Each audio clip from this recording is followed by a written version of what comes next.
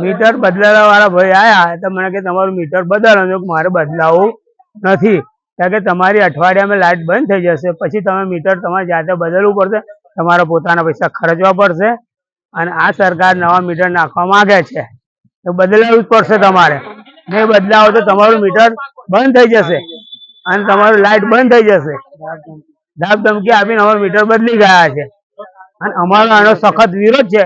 Smart meter અમારું જોતું નથી. અને વડોદરામાં આ મીટર બેસાડ્યું તે વખત લોકોનો અઢળક લાઇટ બિલ આવ્યા છે અને લોકોને ભરવા પડ્યા છે, તો કે એ આ મીટર નોય એવો અમને જવાબ આપ્યો છે. તમારે આ તો બદલાવું જ પડે. અમારો એમાં સખત વિરોધ છે.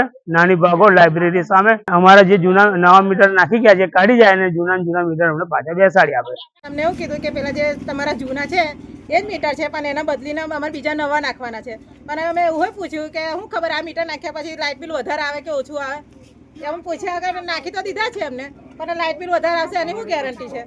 વધારે આવશે તો અમે કઈથી લાઈન ભરીશું? અને અમે લાઇટ બિલ નહીં ભરીએ વધારે આવશે તો. અને મીટર બદલાયા તે પેલા જામે નહીં કરતા, અમે તો વગોડિયા હતી. મેં ફોન આવ્યા તો મેં પૂછ્યું હતું ફોનમાં કે જે તમારા જૂના છે એ જ છે કે ખાલી નવા નાખવા આવ્યા છે અમે એ ગાડીને, પણ એમાં અમારે કોઈ પ્રોબ્લેમ જ નહીં, તો પછી અમારે બદલવાનો શું મતલબ છે?